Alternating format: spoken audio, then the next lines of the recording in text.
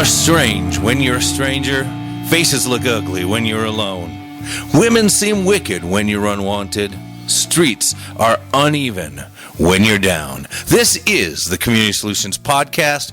Jason Bradley, Andrew Richter, deep from the bowels of our underground lair, canceled by the left, feared by the establishment on the right, and bringing truth right up the gut. How you doing today, buddy? Well, yeah, I'm all right. I mean, what's with the melancholy there? I don't know. Yeah? I've just been, it's a downtime right now. It's just I have a new rule on politics. Yeah, you can never be too cynical. That's the new party that I'm a member of. You never can be too cynical. Unfortunately, I think that you're kind of right on there. Yeah, that's the new party I've created. We have no platform. Okay, we have no platform because I hate platforms. I hate arguing about it. I hate so-and-so not abiding by this or that. I've had it with that stuff. I'll never do it again. And I happily put that in my rearview mirror. Well, and I've never told this story, I don't think. By the way, I think I know. Oh, okay. I think it's the Doors. Mm-hmm. People are strange from the Doors. Ha! With Jimi Hendrix as the lead singer, right? Jimi Hendrix. Wasn't it that guy? No. It was some other guy that's dead. Don't tell me. Bob Dylan? No, he's still alive. Yeah. You were close. Break on through to the other side. Jim Morrison. Yes. Okay. Third guess. Third time lightning just hit me between the forehead on this snowy night. There we go. It does happen. Now, what were you saying, Jay, about... I don't think I've ever told this story on the air before, and just, a little tidbit about working with parties, when you think that... by the way, before you say anything... Yes. We had a convention at De La Salle High School one time. Yes. You wouldn't let me leave because I tried to get the heck out. I tried to sneak out. But I had to vote yes on one of your resolutions that got debated for about 45 minutes. Right. I just want you to know that. You kept me there. Well, I needed a drink really bad. And this is what led up to that. Okay. Is that what you're thinking? Yes. Of? Oh, okay. Yes. I can't remember what year I'm going to tell it from my side here because you make me look like I'm insane. But maybe I am. Maybe there's some sort insane in the membrane. Some sort of mad scientist. Is that the Doors too? Is that the Doors? No. Okay. I think that's Cypress Hill. Right. That's what I thought. From the 90s, long after Jim Morrison was dead. So. No, Cypress Hill is what they climbed up. Fats Domino, right? What? Found his thrill on Cypress Hill. Blueberry. Oh yeah. Same difference. Same thing. Same decade. Doesn't matter. All right. Wow. Just listen to us. We have all the facts here at Community Solutions. Definitely fact check. Yes. Definitely do. You can fact check that part, but when we actually get serious, that stuff, we've done our research. We tell you where to find it. Always remember that. Absolutely. So anyways, I don't know what year it was. Doesn't matter. That's my line. And it was after we started Community Solutions. Yeah. It was. Whatever year Joel Demos ran, whatever year that was, it was him. I don't know. 2012, maybe? Maybe. Was it a presidential year? No, it was Fields that year. Yeah. 2010 it would be. Boy, we're going back a ways.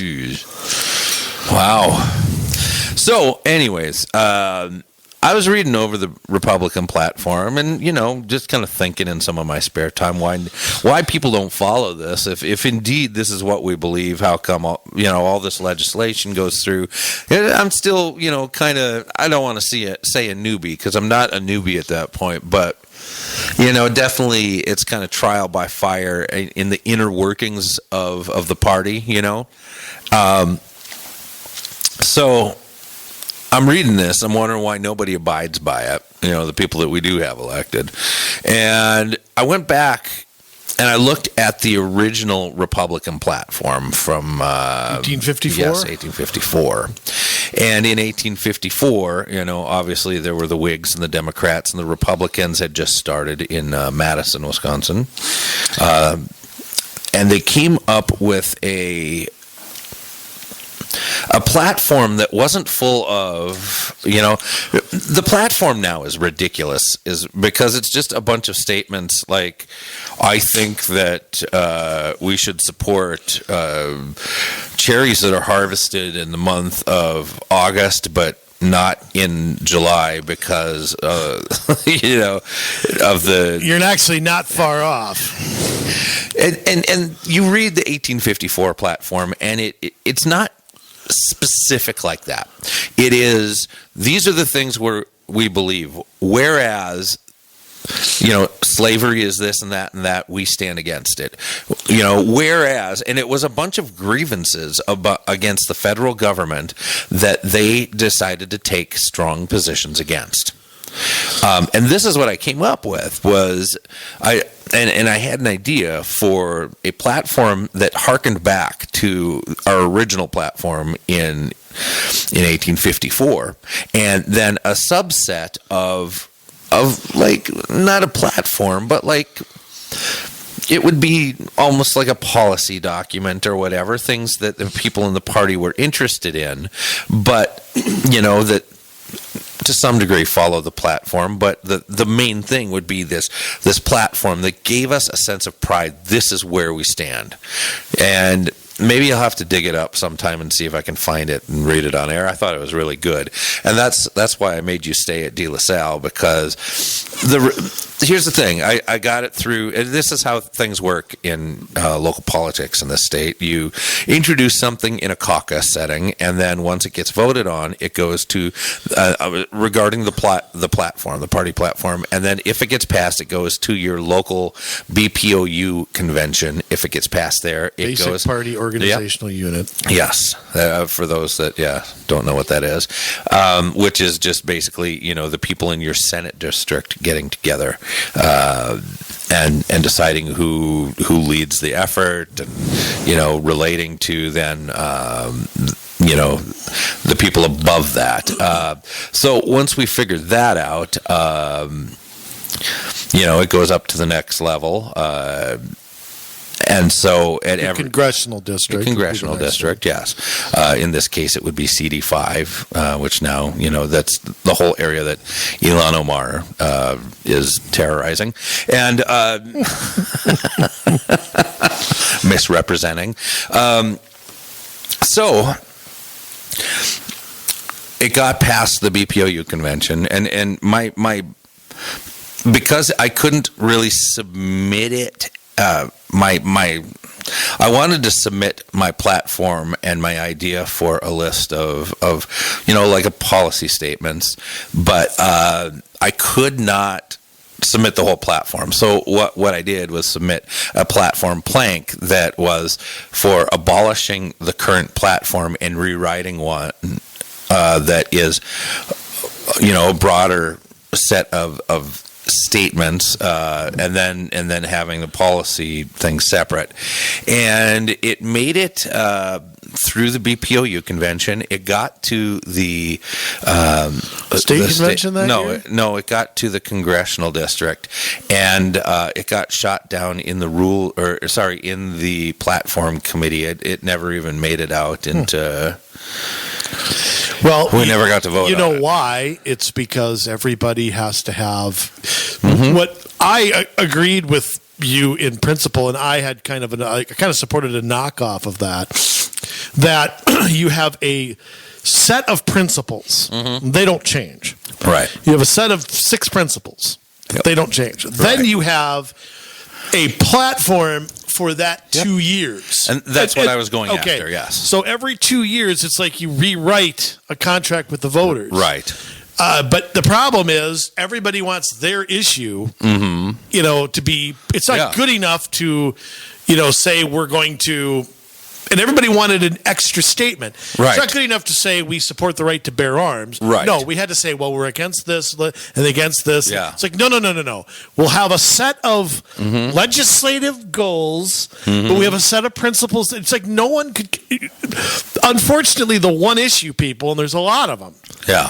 Can't do anything unless their issue is part of it. Right.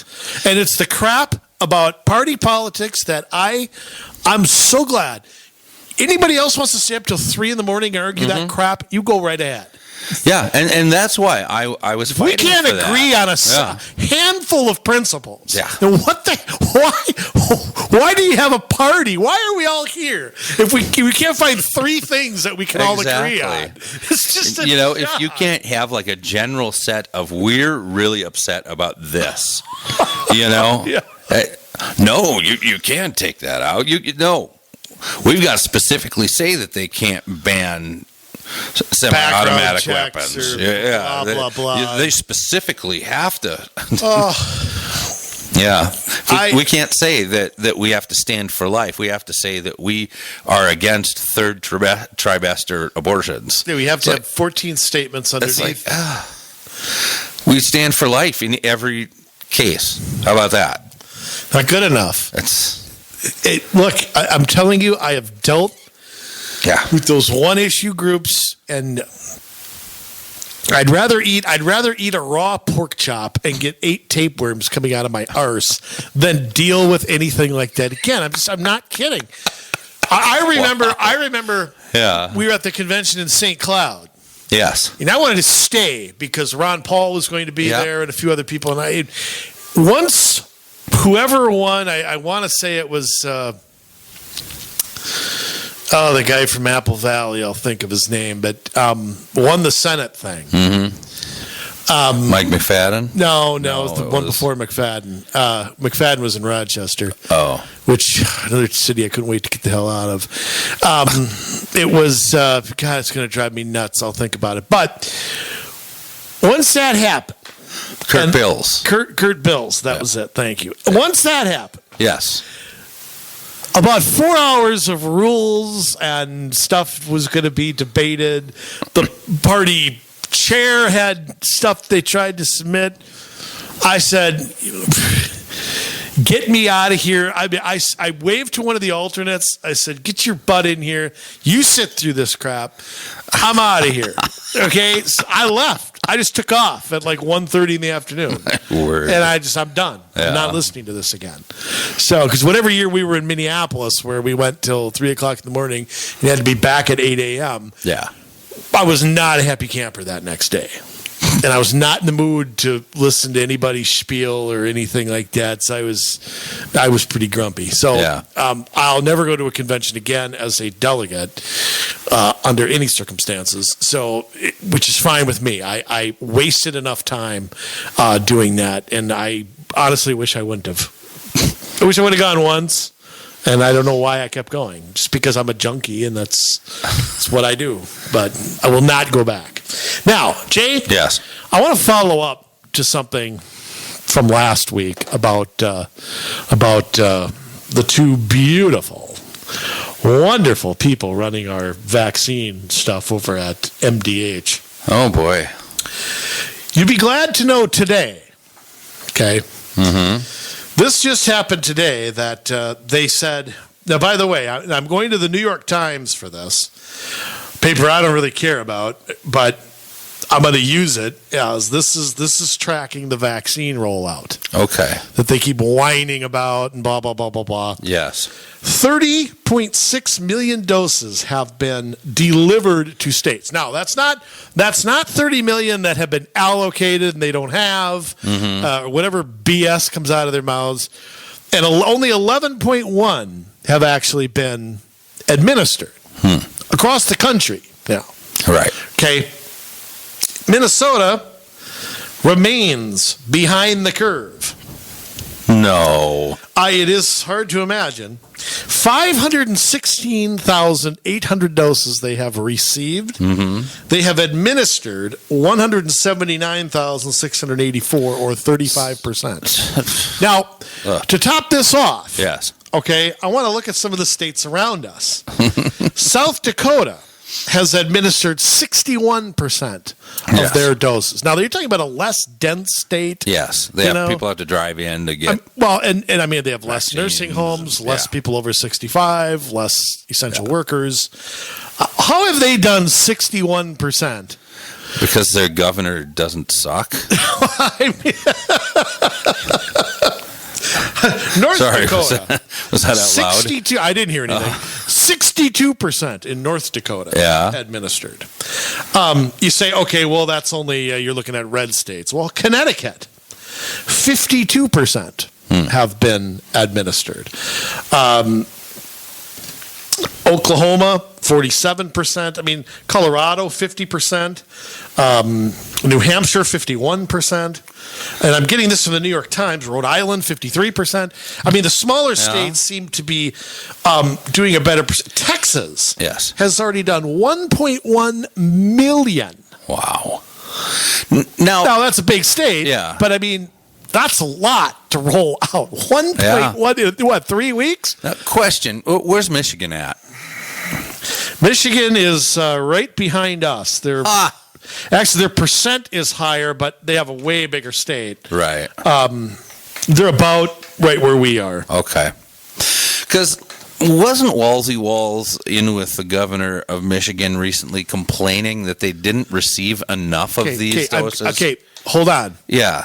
Okay. Getting to that. I don't mean to run ahead of you. No, it's okay. But the wheels are turning. Yeah, but here's the thing. Here's the thing with that. By the way, other big states, California, 975,000, but that's actually only 28%. 4 million doses almost that they have been given. New York's at 37%. Texas is at 51% with over 1 million. And Florida has done 800,000. Wow. And they're basically vaccinating right now around the clock. Yeah. It's a 24/7 operation down. And it has to be with their population so much over 65. By the way, you'll also be happy to know that when I listened to this press conference today with Malcolm X and I can't remember the other lady's name. I don't care. You already took my line. Doesn't matter. It's all right. I'm going to say I don't care. Still funny. They said that they are closing early. They closed early today because of bad weather. So I guess the virus took the night off. Yeah. Hospitals are all closed down, right, Jay? Wow, yeah. What did we get, an inch of snow? And they closed down for the day. Yeah. So you'll be happy to know that. By the way, you mentioned the people complaining about more doses. Minnesota also announced today a plan that they're going to start vaccinating people over 65, but they don't know when. They claim that they don't have a plan. They claim, I guess so, according to Walz' administration. Yeah, I'm gonna travel the world someday too. Is that a plan? I don't know when. A plan with a goal without a plan is a wish. Yes, that's true. And they claim that they don't have enough doses to do that. However, they've only used a third of what they've been given. So I'm confused. Even our media today, the Star Tribune tried to help them during they tried to give them answers. You know, during an NPR, they did their best to help them. Give in, and both the two beauties just kind of kept fumbling it's like no so we can when you're over, well no so very soon. I mean, it was like every question in a court of law would have been an objection for leading the witness. Yes. Okay, so I mean it was just there was just a tweet storm today from the my two favorite people weren't there. Theo Tom Keith Hauser, from Channel 9 and Tom Hauser from Channel 5 were not there today. Yeah. So you knew the questions were just going to be softballs. And they tried the best to help them. But I just thought, my God, if Abbott and Costello were still around, they couldn't have done as good a job of comedy as this. And I'll tell you what, it's no laughing matter. Yeah. I mean, we sit here, this thing has destroyed our economy. Government's taken unfettered power, and yet you get a vaccine, and once again, like I said last week, now it's take your sweet ass time. Who's delivering the doses? I don't know. I don't know. He's driving the truck. Yeah, Stevie Wonder. I don't know who's doing it. But let me tell you something else. Yeah. One of the things they said on Monday. Yes. Was that when the vaccine gets here, it can take up to 10 days to get to its destination. Like, okay, stick with me, Jay. Stick with me. Drive across the state of Minnesota. I was just thinking that. Yes. If something lands in Minneapolis Give me 5 hours, and I can take it anywhere in this state. I'll volunteer. Pretty much. Put it in the back of my truck. I'll drive it. If you're so incompetent, you can't. I could take a bus and get there faster than. Not a Metro Transit bus. No, the line going to Jefferson Duluth. lines. I could take it to Duluth by the afternoon. Absolutely. Okay, so I mean, how in the what in the hell? By the way, War Road might be the one place within 5 hours that'd be a little tough to reach. Okay, fine. 6. Give me 6. I'll have to stop and pee, and I'll have to stop and get something to eat. Okay, but I mean, again, Republican Senate, where are you? Yeah. Where the hell are you? Get off Twitter. Get off Facebook. Don't go to your stupid Tea Party meeting and whine and get applause. Do something. Where the hell are you? Why have they not, like we said last week, why have they not been drug in front of the Senate and questioned? And confirmed. Yeah. How about that? That would be a start. How about that? Well, when I was young, I used to be at the dinner we're going table. way back. Yeah. Yeah. Yep. Used to be at the dinner table, and if I asked my mom a question like, say we were having spaghetti dinner and there was broccoli and a whole mess of garlic bread. Love garlic bread. Hey, Mom, could I have some more garlic bread? You didn't finish your broccoli. You still have broccoli. She would make me eat my broccoli before I got more garlic bread. We're asking for more doses before they finish everything that's on their plate. You would think that at their age they would have learned that lesson. Well, now today everybody wins now. No, everybody loses. Speaking of everybody losing. What a segue. What a segue into Sleepy, into President-elect Sleepy. Yeah. Where he's been recently, I don't have any idea. It just goes to show who's really in charge. Yeah. Because it isn't him. It isn't going to be. Allegedly, and of course, this is unconfirmed by CNN. CNN reports something, but they can't confirm it's actually true. That a new is all government spending going to now be called a stimulus? Probably. I mean, I don't know what the Frank Luntz report on that would be, but but here's my question. Yeah. There is a way to stimulate an economy in a capitalistic country. It's called work. Well, it's called work. It's called less government. It's called less regulation. It's called lower taxes. It's called free market system. Those simple principles, and it's government getting out of banking and not propping up a national bank. It's quit printing money. There are simple ways that can be done. But today, everything's a stimulus bill. Everything. Right. And what is being, I don't even know if this is proposed or what. We're going to have a beefed up. It's going to be called America's Rescue Plan. Oh, boy. That's the name for it. So if you're against this, you're against rescuing America. That'll be the tagline coming out of MSNBC next week. The plan calls for sending another $1,400 per person to eligible recipients. The new payments will go out to adult dependents that were left out of earlier rounds, like some children over the age of 17. Wait, adult dependents? Now, wait a minute. People who are dependent on other people. If you're over 17, are you a child? I don't understand that. Okay. So if you're over 17, so adult dependents. You are dependent on somebody else. Why doesn't the person you are dependent on get the money so that they can carry your lazy butt for the next month? Okay. It would also include households with mixed immigration status. Oh, so if you're not mixed, your household isn't good enough. Yeah, well, if you're the checks left out of spouses of undocumented immigrants or who don't have social security numbers. So let me get this straight. So not everybody is getting this government money from here on out. I don't know. It should be the people that the government took their jobs away and forced them into not being able to work. Flat out, that's it, end of story. But that's never who gets this. No, this is about redistributing wealth. This is people who are half this and half that, who have jumped through this hoop and able to underwater basket weave off the coast of Madagascar. Well, I'll tell you. Yeah. Here's where it gets really bad. Oh, it's been good so far. It gets worser. Rental assistance and eviction moratorium. $25 billion in rental assistance, even though some people haven't been paying at all. Right. Nobody's going to help me with my mortgage. And we just provided Yeah. $25 billion in the December bill that was passed over President Trump's veto. Yeah. Another $5 billion set aside for utility bills. Another $5 billion for homelessness, whatever that means. The plan would extend the federal eviction moratorium until September 30th. So stop and think for a minute. Wow. If you haven't paid your rent starting in March of 2020, you could go all the way to September of 2021 paying not 1 cent, and there's not a damn thing anybody can do. Wow. Now, let me tell you the domino effect.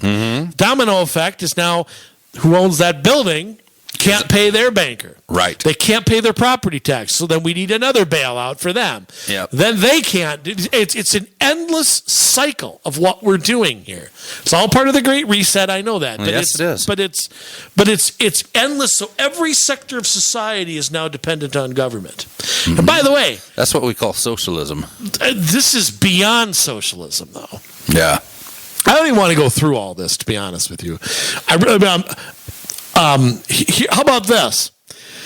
Aid to states and schools. So once again, the schools and the states will get bailouts. Yeah. $350 billion to state, local, and territorial governments to keep workers employed. So once again, this is a handout to all the unions that have been ultimately supporting Biden and all of his people. Right. The plan provided an additional $170 billion to K through 12 college and universities to help them reopen safely or to facilitate more remote learning. Congress already approved $82 billion for that in December. But 3 weeks later, we need $170 more.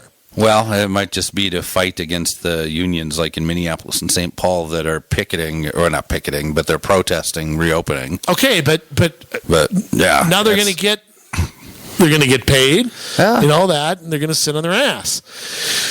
Increase support for vaccines and testing. Why do we need testing? For vaccinating people, why don't we just vaccinate them? $50 billion for testing, 100,000 employees in the healthcare workforce that they want to put on the payroll. In addition to that, another $20 billion to enhance the vaccination program. You know what the problem is? We're giving the vaccine and it's not being administered.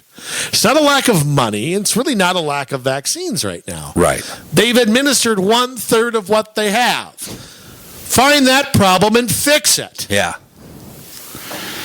And here's another kicker, and it's of course CNN puts this at the very end. A $15 minimum wage. Yes. Is rumored to be put in this. So. And there's other stuff too, and I'm not going to go through it all because it's nauseating. Well, I mean, we should also mention $20 billion for public transit. Yeah. But Biden, he must still take Amtrak every day. I mean, Amtrak, I think last made a profit under the Pierce administration, and it's throwing money up a bunghole. That's what it is. Just throw it up the old Lincoln Tunnel and light it on fire. That's what it is. Come on, why don't we just say it? So $15 minimum wage. Yeah, but think about Jay. Just think about this economically for 1 second before we get. Okay. I know I'm going sideways a little bit. You take a moratorium. Now this is not including student debt, which is not a part of this right now. Yeah. Okay. You can't evict anybody or foreclose on anybody. You're printing money left and right. You're spending it left and right. Yep. You are jacking up people's wages if this goes through as well. Okay. It is going to take 20 years to rebalance all of this. No, it won't. You're taking, but hear me out. Okay. You are going to have inflation. Oh, yeah. Or you're going to have very high interest rates. Probably both. It's probably for a while. You're going to see housing prices plummet. Then they'll need another bailout. Because there's no way, if you can't buy houses on the cheap, you drastically reduce the number of qualified people to lend to. Yeah. Okay? So you're going to see that. It's not avoidable. We keep just putting it off. But it is avoidable. No, it's if we keep doing this crap, it's unavoidable. No, it's completely avoidable. Because what's going to happen is the dollar is going to crash just like they expect it to. Just like Greece. To put us then on a digital currency after they get rid of the U.S. dollar that they're coming up with. Oh, have they started yet? When does the World Economic Forum meet? I better look. I don't know, but so I didn't get my invite. My dog must have ate it. There are plans. So just check out the World Economic Forum website, and it's all there. How can the dollar crash, though, and be replaced without total economic chaos? Because everything is paid, all the money is paid back in dollars. I mean, they're not worried about that. Yeah, well, let's see if I can find out when they're meeting. But yeah. I mean, it's all the big companies, and it has a list of all the companies that are with them. I mean, even, it's like AARP, groups like that are involved. In the World Economic Forum? Yeah. Well, I'm not surprised at that. Yeah. They all want their piece of the free money. Anheuser-Busch, Apple. Right, the big companies that are all getting AIG, subsidized. Yeah. Apple gets government handouts all day long. Mm-hmm. They got tax shelters. They've got, and of course, they're the companies that haven't been shut down during this. Right. All the big companies got to make all the money that they wanted. Exactly. I still say it is unavoidable. All it takes it's going to be messy. All it takes is the Chi-Coms to call in some bonds, and it's going to be messy. They could crash the dollar anytime they want. Oh, yeah. Right? I mean, we can't pay them back. Right. So, yeah, it's not going to be good. Maybe the Bilderbergs will solve it there in the springtime. Maybe they'll come to our rescue. I'll find out when the Great Reset meeting is happening. All right. It's this month sometime. Well, there's another Great Reset going on, Jay. Yeah. It's in the classroom. Yeah. Now, we've talked about education more recently than we normally do. And every 10 years, curriculums get rewritten or something? Probably, I guess it depends. People go and they write curriculum, and if there's a really good, I'm not saying good as in it's actually good, but they can convince people this is the hot new thing. It could be less than that, but yeah. And that's how we didn't keep score of the soccer games. It's not cheap to purchase whole new curriculum, so it should be. Everything should be online now. It should be simple. Yeah. The teachers union is still in the 70s, so we'll see. But we've got a new history and social studies standards that have kind of caused a ruckus. Mm-hmm. Of course, hasn't caused a ruckus with anybody in the mainstream media. It'd be you turn on Channel 5. This is in Minnesota, by the way. Turn on Channel 4, turn on Channel 5, turn on Channel 11, turn on Channel 9. You won't hear any of this. Yeah. The only place you'll hear it is, in venues like ours who can break this down and actually do a little research. And January 21st, it looks like Davos. Oh, that was 2020. Yeah, it's coming up. Oh, 2021 got postponed. Sorry. All right, go ahead. Okay. Well, I first saw it on Alpha News. That's where I first saw it. Okay. In fact, Jay, I don't think I sent you this link. I am going to do it. Yeah. Why don't you do that? Yeah, it got postponed to May 18th through May 21st, 2021. Oh, man, I'll be fishing. Yeah?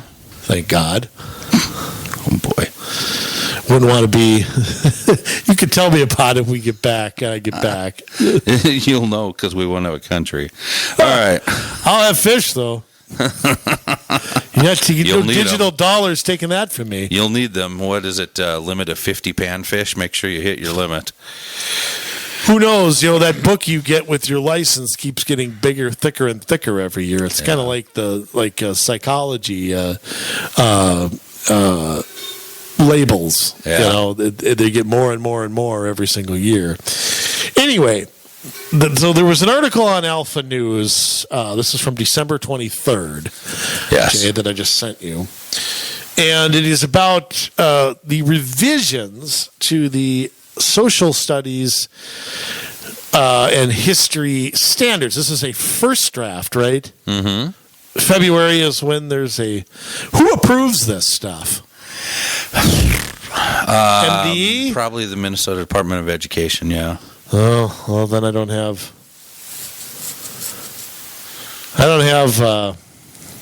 much faith then. So it says that Minnesota does not have a statewide assessment in social studies, meaning the testing, it's math, English, and science. But state statute requires that all public school students in Minnesota satisfactorily complete all social studies standards and their corresponding benchmarks in order to graduate. So is that just passing the classes? Is that getting the credits? Yes. They must be able to earn 3.5 social studies credits. So that is... How do you get 0.5 credits? Like a half-year class or something. Say you take 7 classes? Well, it depends if you're taking full-year classes or not. Like a full world history, I think, would be like a full year. But if you had like a half a year of geography or something like that, that would be then a half credit. Okay. So... You got me. I don't know that. I never had half a credit when I was in school. Yeah. But oh, I did. I mean, I remember having half year classes. You were in Duluth too. Well, I mean, I sandbagged all of my study halls, and then my last year of school, I had in the first half of the year I had 2 study halls, and I had 3 in the second half of the year. It was awesome. Wow. That's game in the system. That's.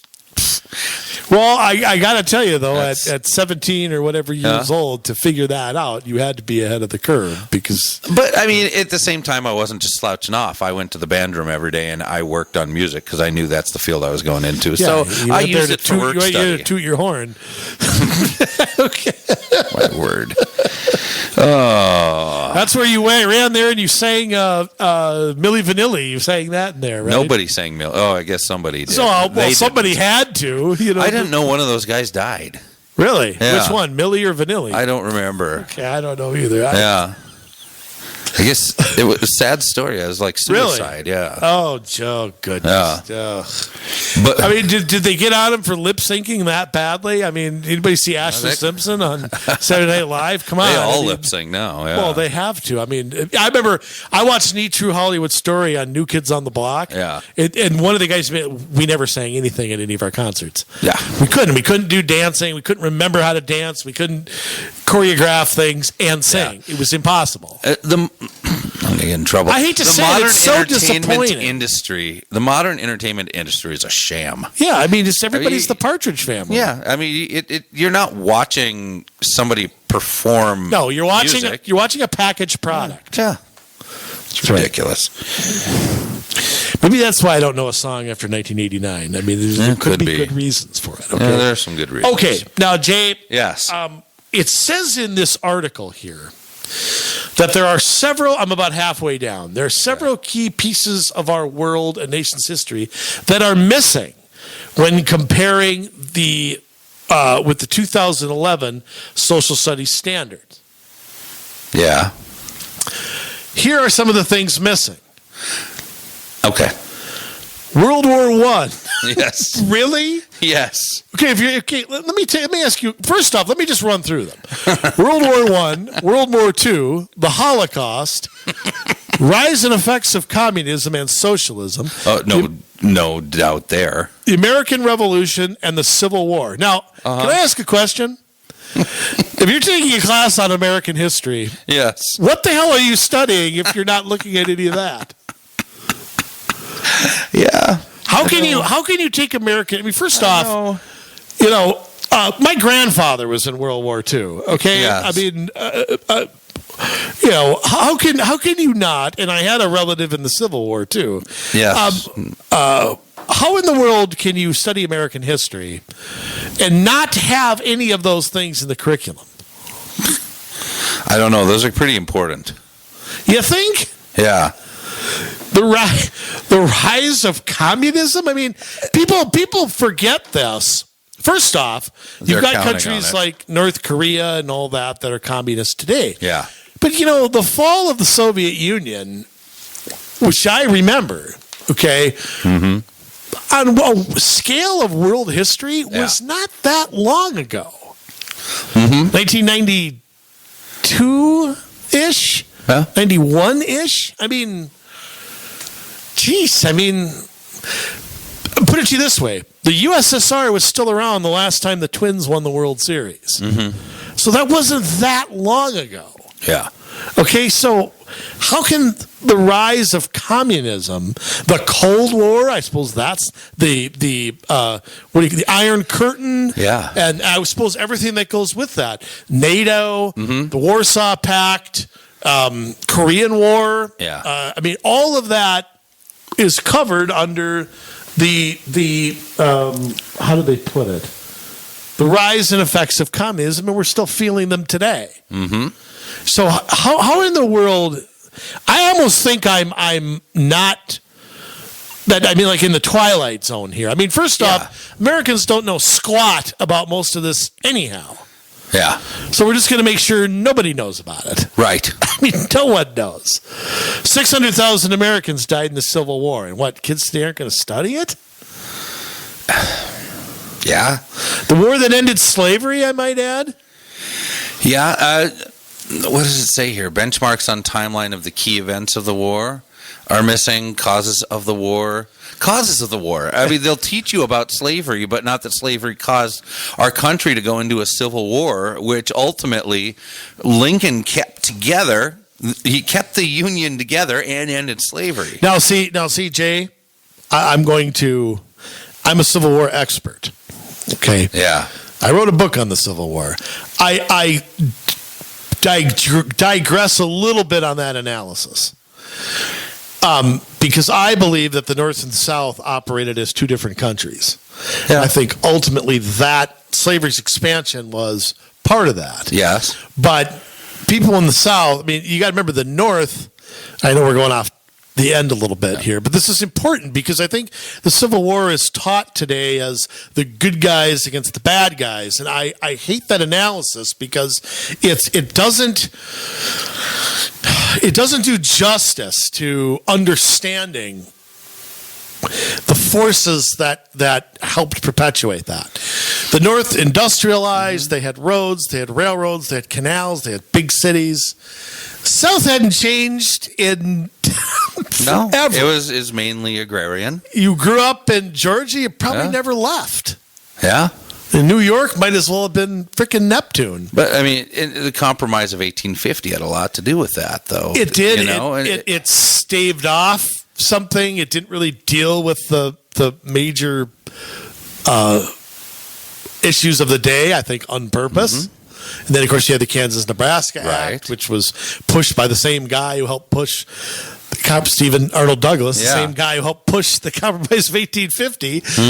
So, I mean, there's a lot that went into it. And people need to know every bit of it. And they need to understand it from both sides. I think both sides need to be explored. It doesn't mean you agree with, you can get inside the mind of a serial killer without agreeing that it's okay to kill people. Yeah. But you have to figure out, it's like communism. You got to figure out, why did it happen? What were the forces that caused it? What happened after, take the Russian Civil War, or World War I, and all the consequences that went after that. But those are discussions that need to go on in classrooms. Well, and that's also what it says, is that they're taking out the the main ideas of the debate over slavery and states' rights and how they resulted in major political compromises and ultimately war. I mean, you're taking out the whole Frederick Douglass and Lincoln debates. You're taking out the compromise of 1850. Stephen Douglas, not Frederick Douglass. Yeah, you go all the way back to the Missouri Compromise, the first one. Right, the Missouri Compromise. The 3630 line, and that being repealed by the Kansas-Nebraska Act. I mean, how do you study a war? That was Franklin Pierce. How do you study a war and not study its causes? Yeah. I mean, seriously, that's like saying, and I suppose World War II and World War I are the same. We're going to have a discussion about World War II. World War I's just going to go away because people know so little about it already, anyways. Oh, it was a family affair. I mean, the crown heads of Europe were all somehow related to each other. You know, you had the Kaiser, and you had the Kaiser, who was Queen Victoria's grandson, who's Nicholas Romanov's cousin-in-law. Okay, it was a family affair, like I would say. You know, George V, him and Nicholas could have been mistaken for twins. I mean, to not understand the alliances, to not understand the patchwork of the countries, the lack of self-determination. And I know we're going in the weeds here, but how many of you out here are hearing this for the first time, I wonder? Yeah. I mean, and I don't mean that condescendingly, but I mean, you know, those who don't know history are bound to repeat it. And why do we want a country of people who are history illiterate? Because then they can just indoctrinate people. That's great, why. But that doesn't help anybody. No, it doesn't. It is this feel-good stuff. Let's move on with this to watered-down benchmarks. I mean, the Vietnam War. Yeah. Which wasn't even given its own benchmark until 2011, which I don't know how. The war my dad served in. Yeah.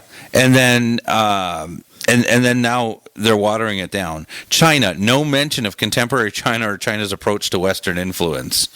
The Opium Wars, the Boxer Rebellion, and then indigenous peoples is the only group named in reference to genocide. The genocide is only framed as a past occurrence. Genocide? I'm sorry, but Indians in this country have a lot of grievances. They do. Okay? Yeah. I have to be fair here. We've broken treaties with them, and not really recently, but and that is 100% true. However, the idea that they suffered genocide, I mean, that's taking it to an extremely... We fought natives in an undeclared war. Can we just say that? I mean, I don't like saying it, but they won some battles too. I mean, you know, anybody serve under Custer and survive? I mean, you know, it was an undeclared war. It's not a nice piece of our history. No, but again, you can't go back and whitewash that and call it something that it isn't. Again, that doesn't do anybody any favors. And it depends on the tribe. There were some tribes that had a good relationship with Americans, and then you had Indians that were constantly fighting against the Americans in the French-Indian War, in the War of 1812, in the Revolutionary War. The Indians are the only people we defeated in the War of 18 to Tecumseh and out in Indiana. I mean, there was constantly shifting alliances. The tribes didn't all get along, which is probably... It's a very complicated history.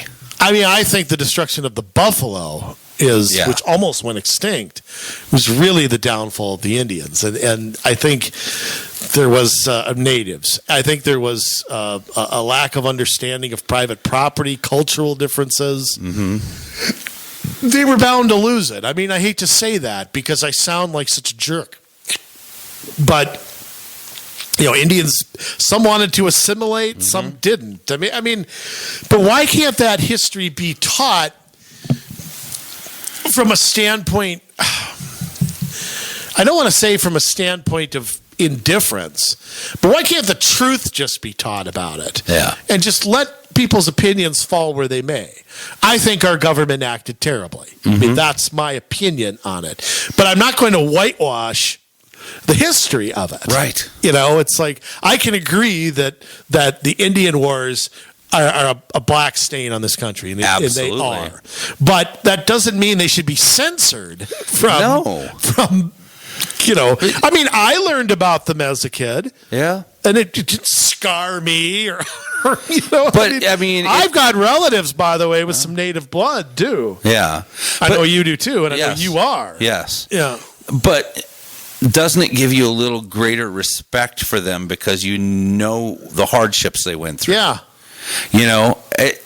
I've always had an admiration for their self-reliance and their ability to adapt to any culture, and just their, I just have sort of a respect for it and their traditions, and it's just one of the few cultures that has anything of that anymore. Yeah. So yeah, I mean, it's a bad part, but again, the whitewashing of it, is unacceptable, and it's just, and when you pull it out or you teach it as something that it's not, because I don't believe it was genocide. I think it was wrong, but it wasn't like the Holocaust where people were put into camps and killed. It was an undeclared war, a disgusting undeclared war. Can we just call it what it was? Absolutely. It was all for money, for territory, for, people searching for gold, and we were bound to clash. I mean, But speaking of Native American history, that was also always included in Minnesota history, which I remember taking in 6th grade. I don't know when you took it. That's 5th, 6th, sounds grade. about right. Yeah, there's some missing benchmarks in Minnesota history now as well. I mean, I remember having to learn about the fur trappers and learn about how Minnesota became a state, and the history of like Minneapolis and St. Paul and all the logging and the Mississippi River. Yes. I mean, that's an Indian name right there. And all the the Sioux Indians, which were here at one time and then moved out to the Dakota Territory. Yeah, the Indians are a big part of Minnesota history. Yeah. Well, here's the missing benchmarks. They're taking out wartime experiences of Minnesota soldiers and civilians. They're taking out the political and social culture of Minnesota during World War I and how it affected Minnesotans. The contributions of Minnesotans and its people to the World War II, the impact of the war on the home front and Minnesota society after the war. So what are they teaching about Minnesota history then? I don't know. How Minnesotans influenced and were influenced by the debates over the United States involvement in World War II. Yeah, and I'll tell you what, that's a big deal. Charles Lindbergh is from this state, and remember, he was I don't think he was, but he was classified as a Nazi sympathizer. The government watched him because he was an anti, what you call it, America First person, or what you call it. He opposed Lend-Lease. He opposed cash and carry. He was very anti getting into the war. But I mean, he was from this state. Yeah. And is considered, a very famous Minnesotan. Absolutely. The response of Minnesotans to global conflicts and the displaced people since 1945 are taken out. The causes and effects of the United States secret war in Laos and how Hmong allies were impacted. Really? Yeah. Why would we take that out? Why would we take that out? That's something that really needs to be taught. Absolutely. Really, I mean, the escalation. If you're talking about the Vietnam time, with Johnson, and later in Cambodia as well, under Nixon. I mean, that they were publicly saying one thing. I mean, it really began a new era in this country of cynicism. Absolutely. And I would say we needed to go into Cambodia because of what was happening with Pol Pot and their bases were being used to attack us. Absolutely. But to do it secretly, now we're not going to teach it, which is going to like you said, people won't be as cynical because they won't have learned it, and they're going to put more trust in a government that's continuing to do it. Today, with Civil Society 2.0, our State Department is going over into other countries, and they are gathering revolutionaries together to have these color revolutions and overturn governments. It's the same thing they're trying to do here in the streets, but they perfected it over in other countries. That's what the Arab Spring, what you saw in Libya, what you saw in Ukraine, all of that is based on this Civil Society 2.0, so we're playing kingmaker in all these other places. Same thing down in Venezuela. And we've been doing that for a long time. Right. But now we're going to whitewash that kind of stuff. Oh, our government doesn't do that. Lastly, Norman Borlaug and the agricultural revolution he pioneered. Oh, yeah, agriculture. Not important to Minnesota history. No, who farms in this state? Yeah. Obviously, if you've never been out of the Twin Cities, you probably think there's no farms anywhere in Minnesota. Something like that. You drive to Elk River or something to see that.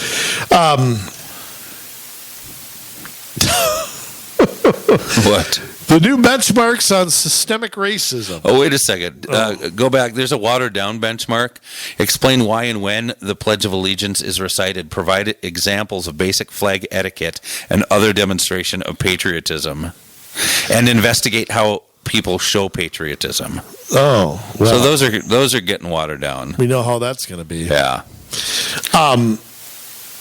Is it systematic or systemic? Systemic. Whatever. I'm going to call it systematic. Yeah, I think they're interchangeable by most people. But now, here is a first grade benchmark. Learn to recognize unfairness, stereotypes, and bias on the individual level, and injustice at the institutional or systemic level. That's a first grade benchmark. Huh.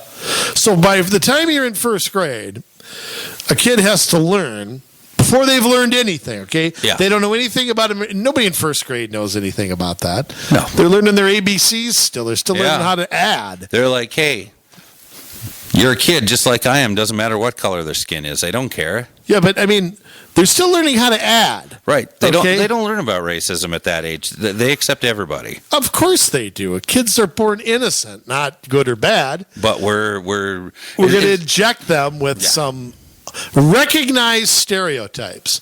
So is that the kind of thing where the kid's telling the joke about a Polak and I can just see them telling a joke about the Mexican fire chief. Yeah. Yeah. What does he name his kids? I don't know. Jose and Jose B. All right. I mean, come on. I mean, is that what we're going to have? All right.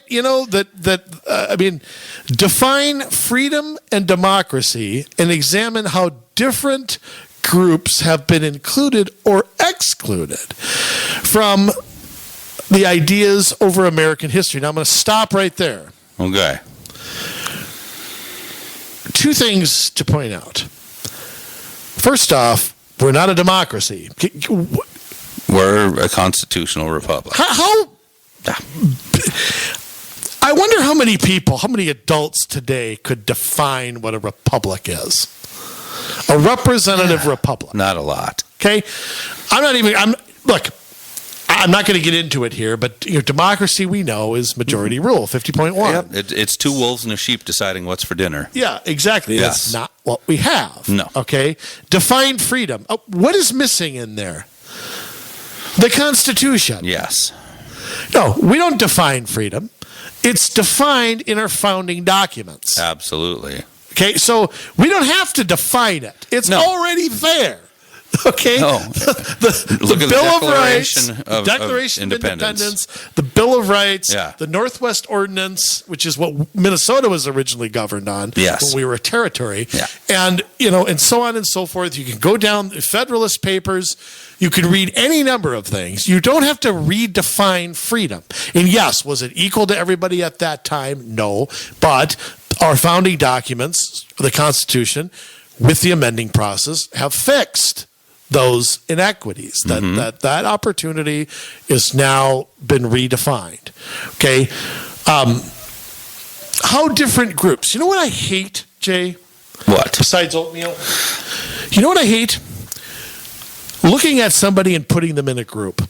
Yeah. That is that is a disease on this country.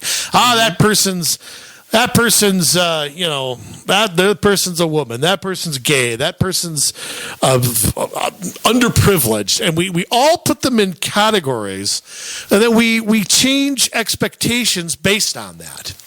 And to me, that is one of the worst things that we do. You know how you define this?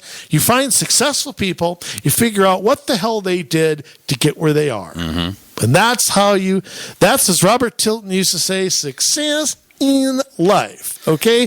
Success in life. You don't need to send me money, okay? Success in life. Success in life is not, well, I'm part of this group, I have free and reduced lunch. Nothing's really expected out of me. And if I don't learn, I'll get passed anyway. That is not getting people to, and again, it's also not making everybody equal. If I'm the coach of a baseball team, is it my job to make sure everybody has the same batting average? No. It's my job to figure out who can play outfield, who can play first base, who can pitch, who can bat fourth, who can do all that, and enhance through the team the best team I could put together to win a game. Yeah. But everybody's not equal. Okay? Every basketball player ain't Michael Jordan. No. Okay? They're not LeBron, sorry. They're not them. Okay? So we've got to stop this putting people into groups. We have successful people everywhere of all races, religions, gay and lesbian, men and women, whoever. And that's who we ought to hold up. Forget their political beliefs. That's who we ought to hold up as successes. Right. All right, rant over. Where the hell am I? I can't even. It doesn't matter. No.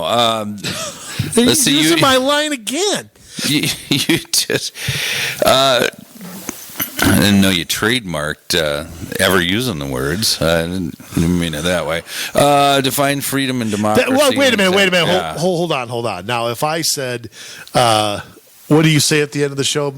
We're with you, Minnesota, blah, blah, blah. If I said that. Do you ever listen to me when I talk? We love you, Minnesota. Now it's your turn to get to work. Now, if I said that 5 times in a show, I'd get under your girdle pretty quick, okay? It's a little tougher. You got to kind of go out of your way to use that one.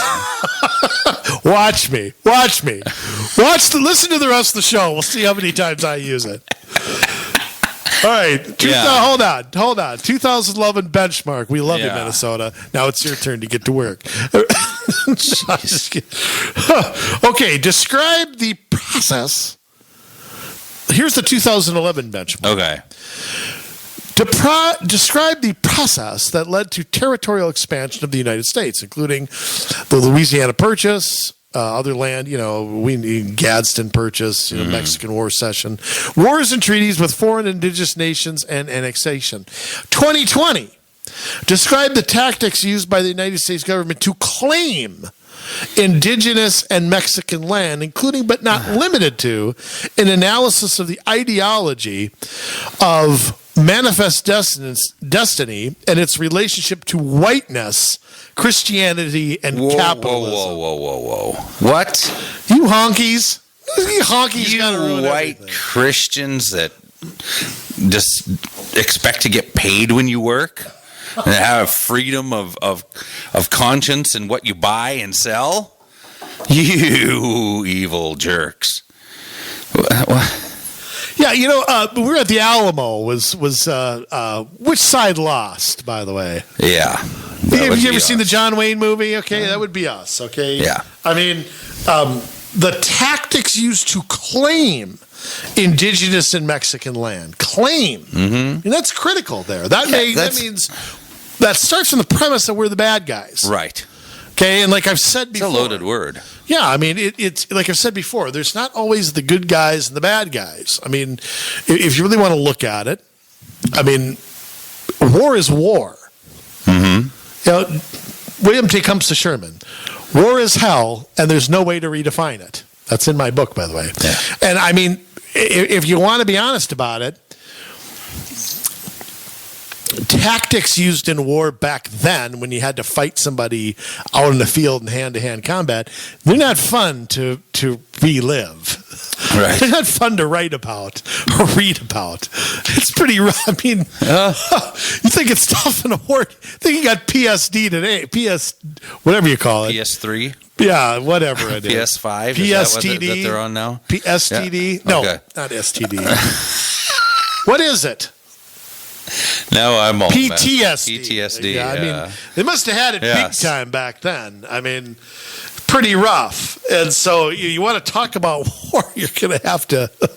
Tell you what, I had a history teacher who described a Civil War amputation to the class. Oh, boy. Okay. Say somebody got hit in the old, the old arm. Okay. Yeah. The Civil War, the mini ball, as it was called at that time, rarely passed through. I know I'm grossing people out. It really passed through somebody else, basically shredded something. And if you didn't get amputated, and there's not always was chloroform available, sometimes your chloroform was whiskey, then you probably were going to die of disease or gangrene, or you're still back in the medical Middle Ages here. Right. So that was rough. That was rough fighting. Okay, not fun. To again, not something to censor though. Right. But I mean, wow. I can't believe. Listen to this one, Jay. Mm-hmm. Describe the goals, offenses, penalties, long-term consequences, and privacy concerns of Minnesota's juvenile justice system. Yeah. Now, can I ask you? It's just kind of a weird question. Is that really? Our kids in K through 12 don't know anything about history and stuff as it is. Is that really a topic that to me, again, we're getting back to topics to shape their activism, not topics to learn. Because listen to the 2020 draft.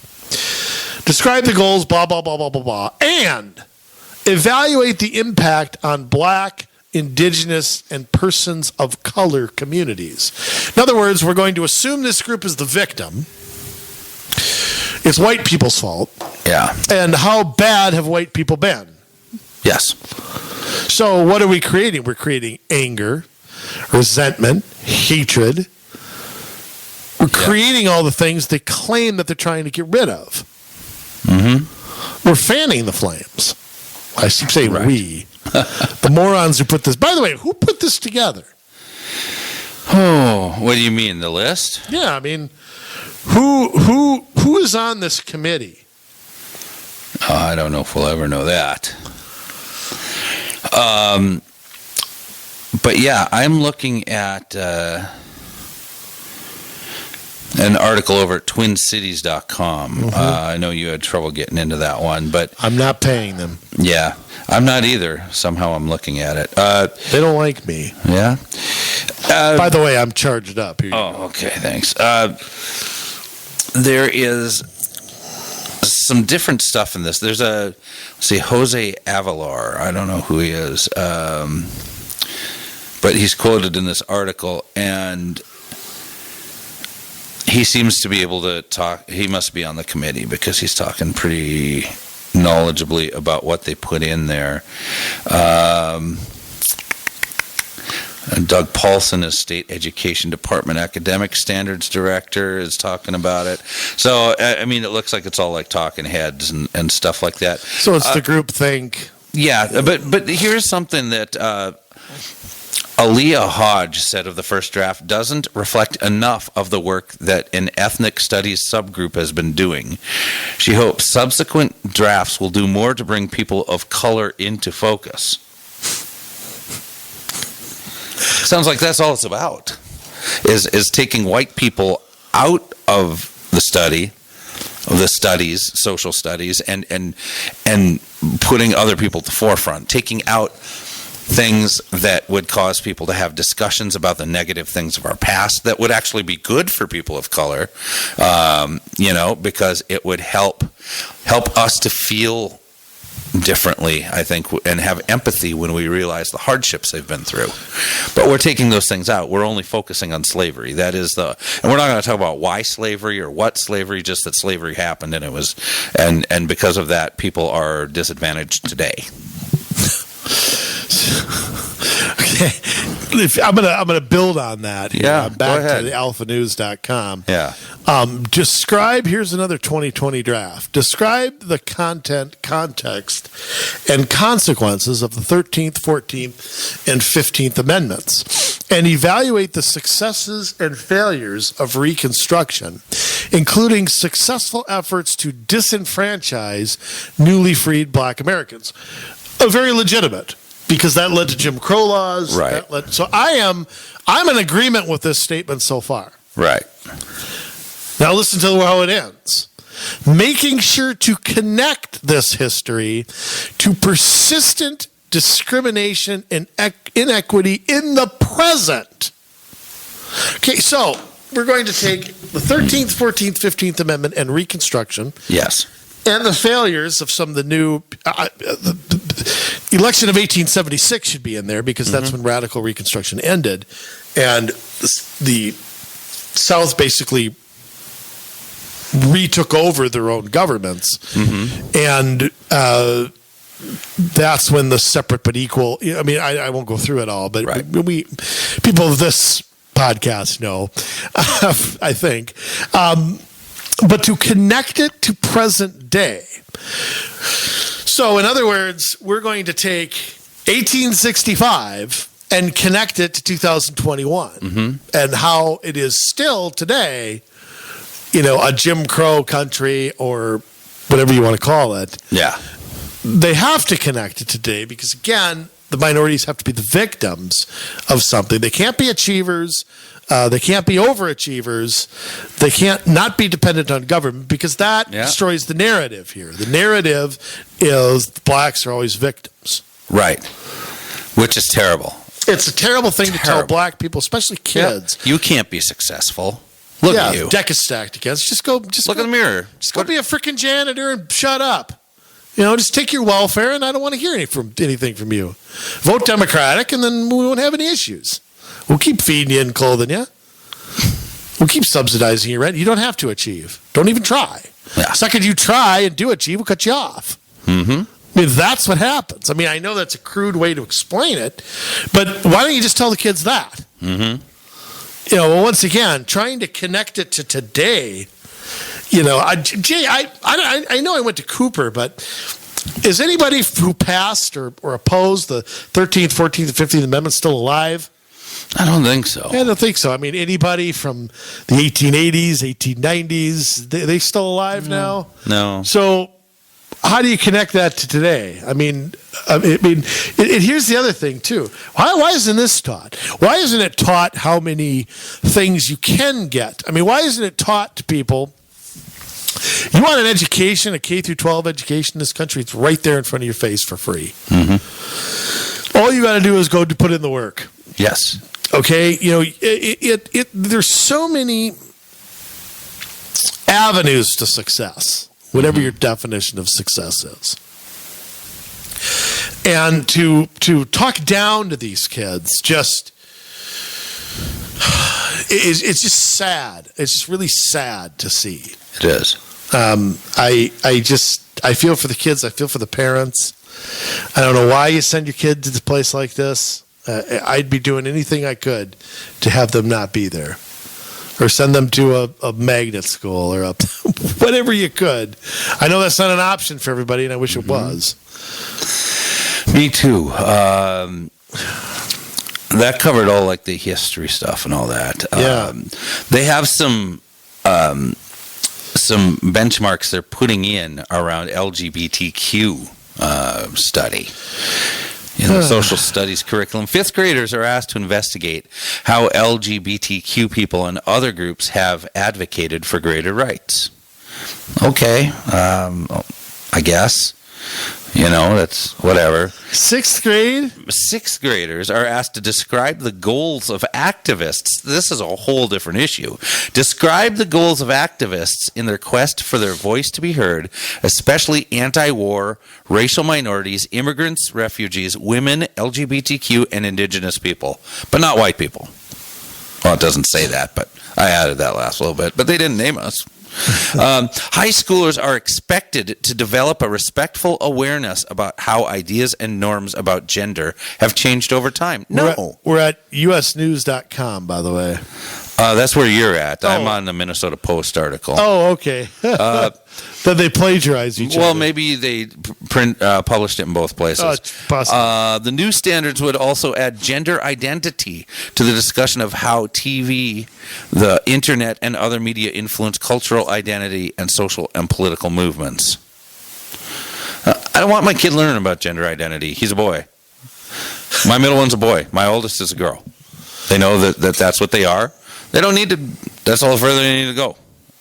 They know what they are, they know what others are, because they know what they look like. Now, granted, because the schools are screwing them up so bad, sometimes you can hardly tell who's who anymore. Everybody's got short to mid-length blue hair and walks around with looking like they're... Can we still call them drag queens? Is that still okay? I think that's like something a little different. It's more androgynous. Oh, okay. That's the thing. Everybody kind of looks like they just left a Cure concert. Yeah, so you're not the disease, you're the cure. Yes. Jay, we've talked about this before, how being a teenager can be confusing enough. Yes. But you add gender identity crap to it, and you're going to turn teenagers... It's child abuse. It is absolutely child abuse. Child abuse. You're taking Why does a 5th grader... vulnerable people, and you're swaying their opinion one way or another. To me, that's a college course to talk about something like that.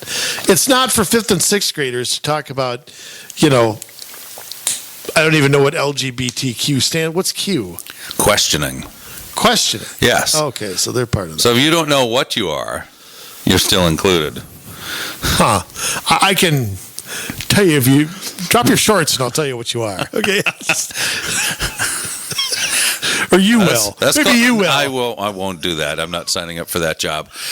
But I saw your name on the sign-up sheet. Really? Okay, so you. But that's one of those things where they call you a science denier if you don't believe in this and believe in that. But I think science is pretty clear. What's the science behind a person who's confused in the head still has a gender? Yeah. That's the science. I'm sorry, men cannot have a period no matter how much these people want to claim they can. That's right. Men cannot get pregnant no matter how much they want to claim that they can. They can't get pregnant and they can't leak every month. It's true.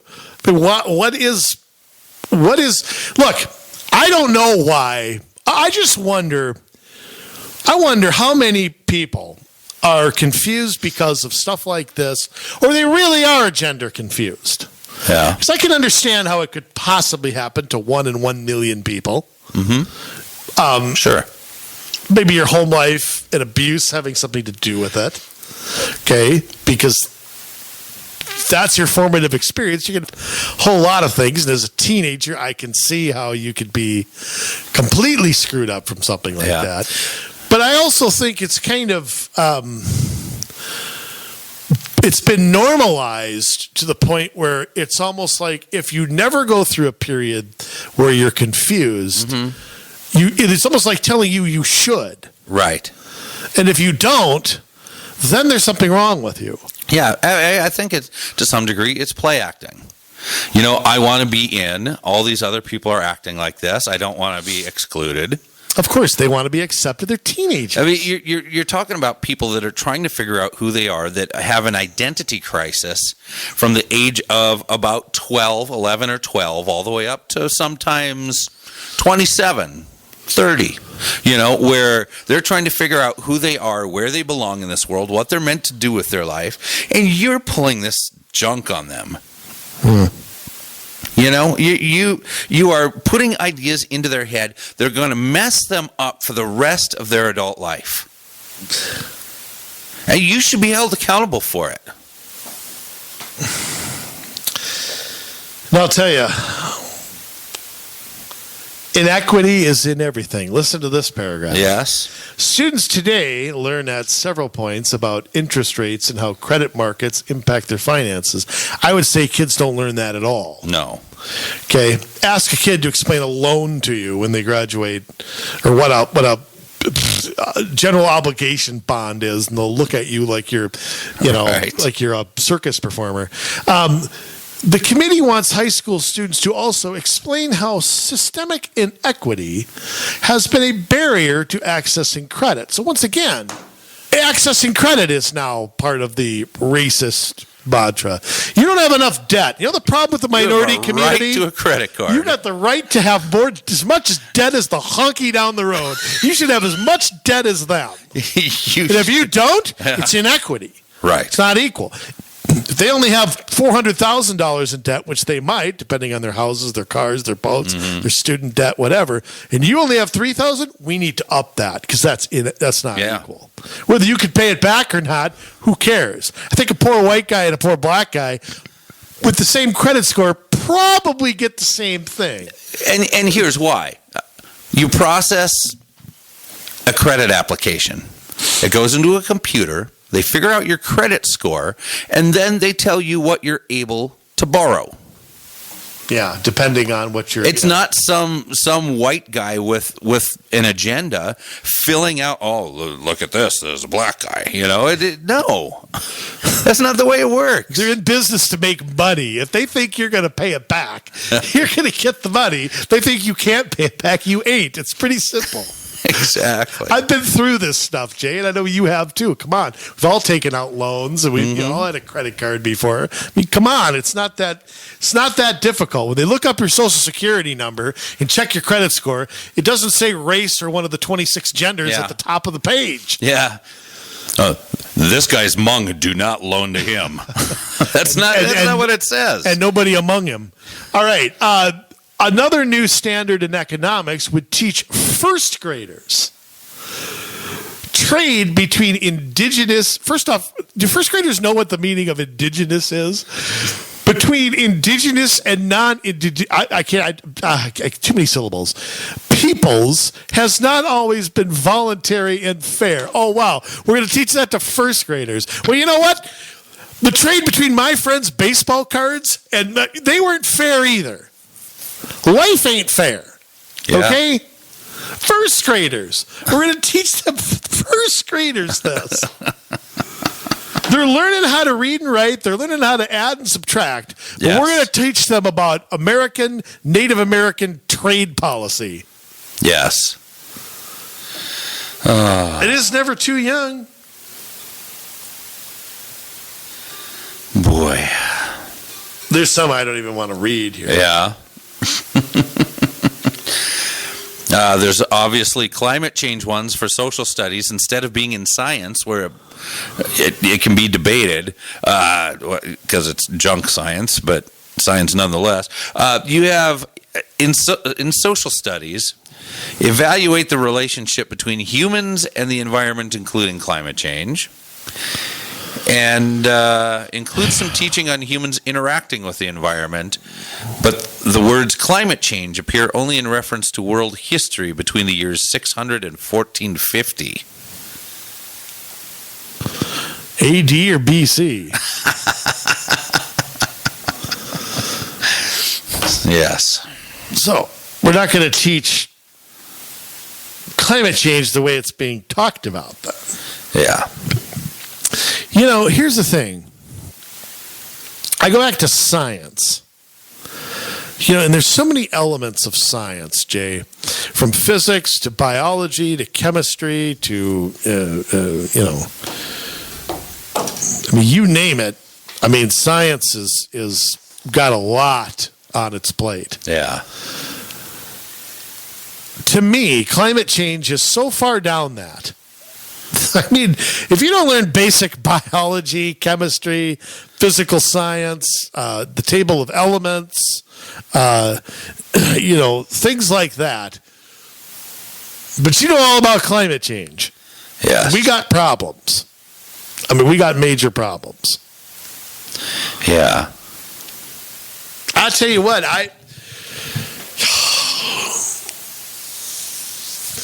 just makes podcasts like ours, all the more. I mean, the debating. You get a better education listening to you and I talk about some of this stuff than you get with anything else. Right. We've talked more on this program about Warren Harding and William Howard Taft than you'll ever hear in a classroom.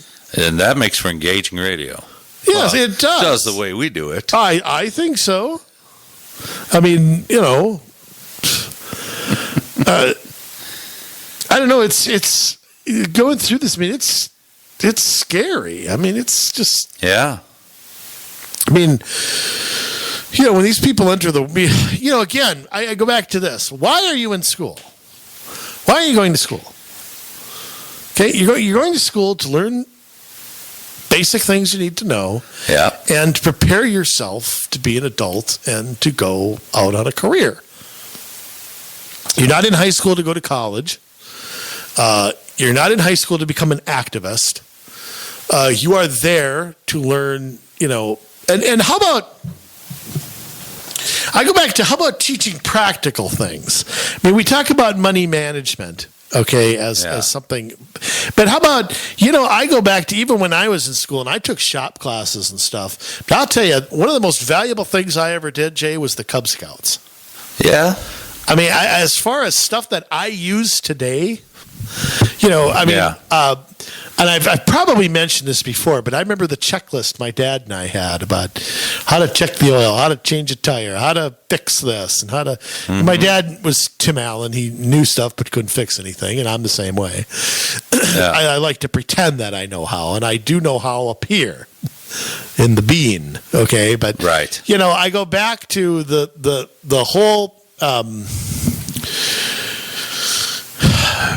You've said it better than anybody that school teaches you to go to college and college teaches you to get a job. And that's so the opposite of the way that I think education ought to be approached. Right. It shouldn't be approached by that. It should be this limitless, endless opportunity. It should be a chance for a child to really understand who they are, what they love, not who they love, but what they love. And then given the opportunity to prepare themselves to gather as much information around the world, about the world around them, past and present, as they then launch themselves into this path that they choose based on their own interests and ability. And like I've said this before, Jay, you and I ought to teach history class. Yeah. I still think we talked about the pod idea. Yeah. You and I ought to be professors. Yeah. We could teach civics. I don't know if I could sit down with glasses on the end of my nose all day like that. You could. Yeah. Yeah, I think so. I mean, it'd be ugly, but yeah, you could do it. Jeez, thanks. Thanks. That's great. You jerk. I know. You don't have to put them at the end of the schnoz. I mean, yeah. Do you have glasses? By the way? Yeah. I've never seen you wear glasses. In all the I years wear we've known contacts each other. almost I do too. all day. Yeah. I didn't know you ever wore glasses. Yeah. You've seen me since in I was. I was about 10 or 11, I think, when I got glasses. Something like that, junior high, I think. Yeah. And I hated Fifth it. or sixth grade. I don't know. Glasses. 7th grade. That's when I got them. Yeah, glasses were the only thing I was self-conscious about. Yeah. When I was younger. I mean, I was never, like I've said before, I was never bullied or picked on ever, not once, that I can recall. But glasses, I was self-conscious about. Yeah. Especially the nerdy ones where you get the sweat marks in the corner. I used to just hate that. Mm-hmm. So, but I was blind as a bat. I'm still blind as a bat. Yeah. You gonna ever get LASIK one of these days? You ever thought about maybe. that? Yeah, I've got to be able to afford to get it in this country. I'm not going to risk going to Mexico to get it. Come back with one eye in the center of my head or something. I don't know. They're probably sold on a They'll gouge out my eyes and sell them to China, or I don't know. You never know what the black market is. Yeah. And that I'm not saying that against Mexicans. I'm Oh, just saying, for God's sake. I have to say that stuff because that's the world we live in. But their medical system is not what ours is. That's all I'm saying. It's the black market is the black market. Yeah. All right, Jay. You got another point here? Yeah, I just wanted to give a little update because we did talk about this, a couple weeks ago with homeschool pods and stuff like that. Yeah. And we did have a couple friends of the show that had some useful advice for us. One of them said that homeschoolers submit nothing to the district other than intent to homeschool and declaration of what standardized tests to take. There's no score submitting or curriculum oversight by the district. Minnesota gives parents a lot of freedom in homeschooling, so that's good. And someone else that I talked to said that there are some like homeschool type pods around the cities, and though they're kind of set up the way that we described, and they use that to be able to get around what the unions try to do through the districts. So that's maybe something we need to look into a little bit more and how all that works. And we might need to dig up some more info. I think they're great ideas. Yeah. I just think they're terrific. Absolutely. I think a kid learn in that environment very, very well. Yes. Again, the limitless potential. And that's what we have to seize on. Mm-hmm. And I don't think we seize on that enough. Jay, it's getting to that time again where once again, I'm a little slow on the music here. Okay. Once again, Community Solutions brings to you the suffering of Succotash, the Roddy of Piper, the master of disaster, the king of sting, jet flying, limousine riding, wheeling and dealing, son of a gun. The women love him. The men want to be him. Ladies and gentlemen, I present to you with the sign-off sermon. I see it's got it written out yet again this week. Is that what it is? Is it written out? Just some notes. It's not going to be like last week where I had a very detailed message to give. This is just say what you want to keep my thoughts. All right. Yeah. Ladies and gentlemen, we present Jason Bradley. Thank you, Andrew. I did have quite the epic rant last week. Join the club. Yeah. Last week we should have just called it Rants Are Us, as it should have been the title of the show. But that's a good business idea. Yeah. We'll have to talk about that off air.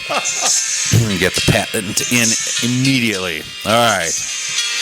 We love you, Minnesota. No. Goodness. You know, we have radicals throughout our educational system. They spend their days plotting how to infect our children with nonsense. They devise plans on how to separate a child from the beliefs of their parents. You don't believe me? You think that parents taught them to be this way? Walking around all androgynous and having identity problems? No. It's not the way that it worked. That's not the hopes and dreams parents had for their children growing up. But these people, they don't see it as indoctrination. They don't see it as infecting kids with nonsense. But that's what's happening, because it's utter nonsense. A boy is a boy is a boy is a boy is a boy is a boy is a boy. And a girl is a girl is a girl is a girl is a girl. You can't change that. That's science. Like Andrew said, just have a look south and you know what you are. And anybody, any parent, any administrator, any teacher that you want to stick your kid on these these hormone blockers and changing the gender of a child, it's child abuse. What are you laughing about over there? But how do we know? You know,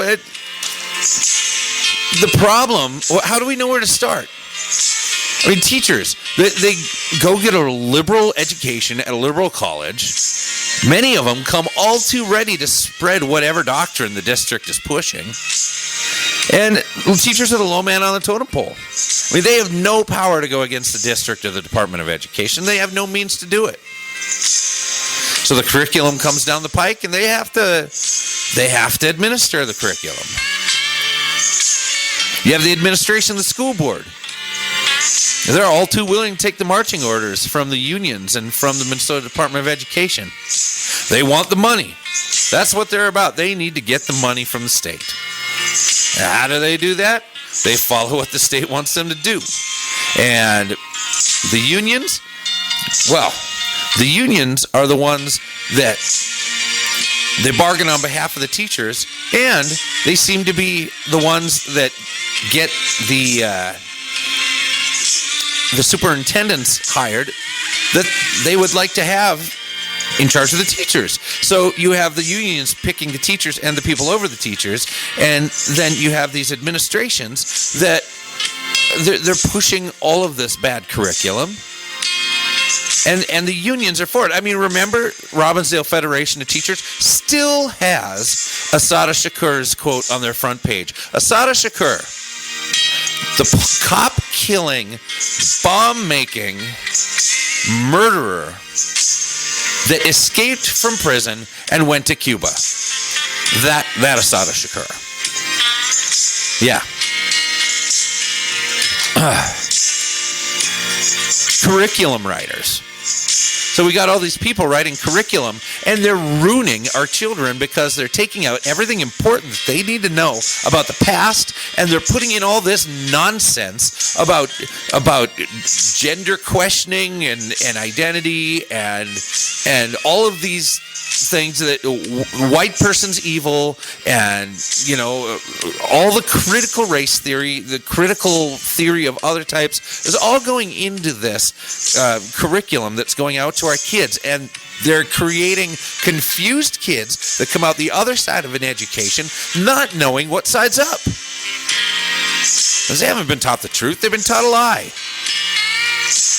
The Minnesota Department of Education, they're the ones accepting for and pushing for all these standards. All the standards come from them. We've never had national education standards. Common Core is probably the closest that we've come to that. And that pushed some things. But these social studies standards, these come directly from our state government. The people that are put into power by our governor, again, another fine job, Walsey Walls, putting, and you have the lifelong people, you have the heads of the department that he picks, and then you have all the employees under that. And it has been so jam-packed with deep state people that are all for this nonsense that it needs a deep cleaning. Every week, what is it, Monday?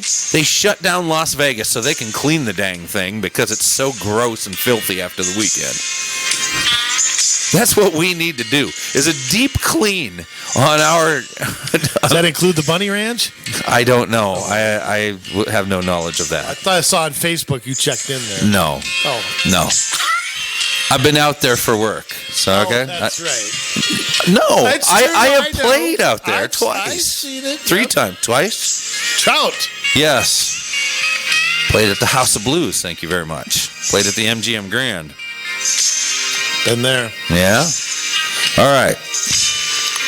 So anyways, they close the city down to clean it once a week, and we have not done anything whatsoever to clean out our deep state.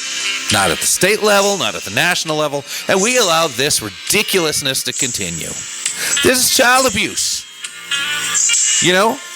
And I feel like I need to read this to you because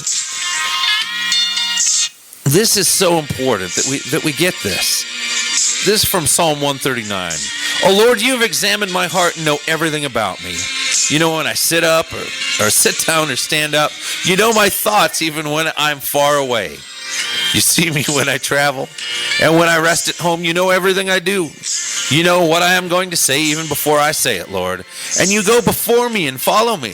You place your hand of blessing upon my head. Such knowledge is too wonderful for me, too great to understand. I can never escape from your spirit. I can never get away from your presence. If I go up to heaven, you are there. If I go down to the grave, you are there. If I ride the wings of the morning, if I dwell by the farthest oceans, even if your hand will guide me and your strength will support me. I could ask the darkness to hide me and the light around me to become night, but even in darkness I cannot hide from you. To you the night shines as bright as the day. Darkness and light are the same to you. You made all the delicate inner parts of my body and knit me together in my mother's womb. Thank you for making me so wonderfully complex. Your workmanship is marvelous, how well I know it.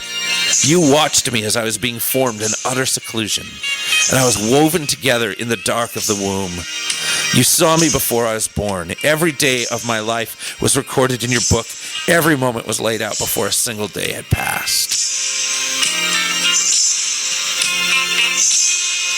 Our children are important. God places a premium on human beings because he made them in his image. And likewise, we should love each other. Republican, Democrat, Independent, Libertarian, we should love each other for who we are, for the identity that we carry, not because we're specifically this or specifically that, but because we're made in God's image. Because it also says in Matthew 18:6, but if you cause one of these little ones who trusts in me to fall into sin, it would be better for you to have a large millstone tied around your neck and be drowned in the depths of the sea.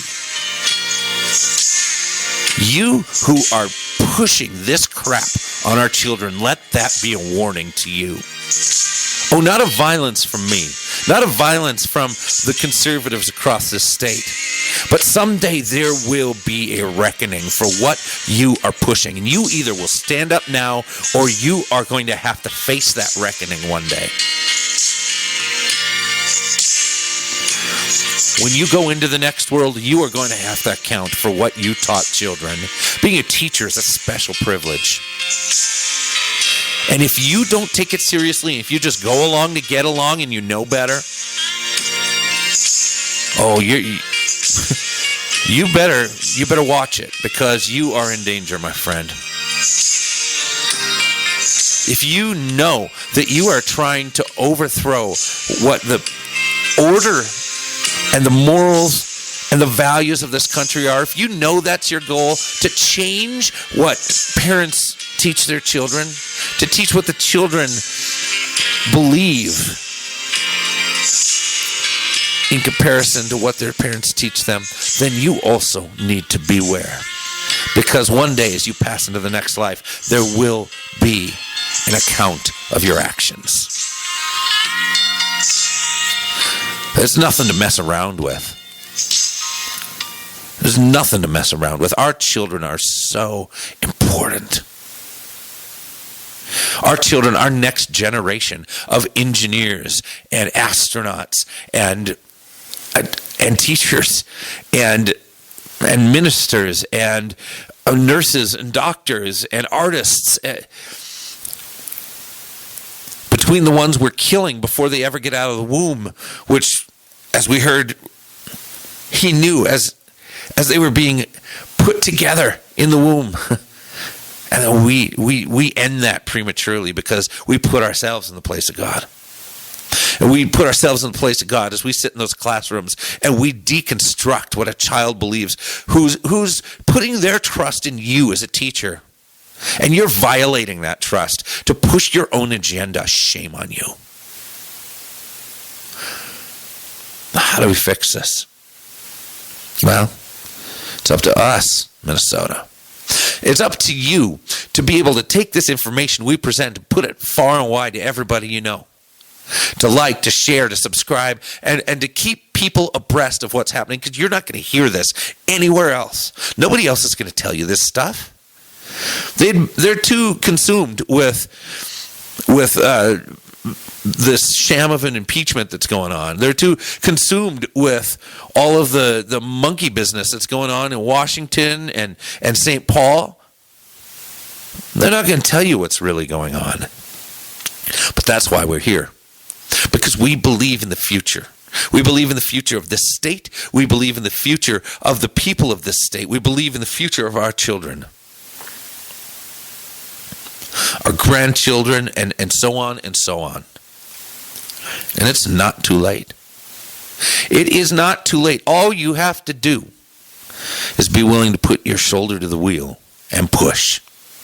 A little sacrificing of comfort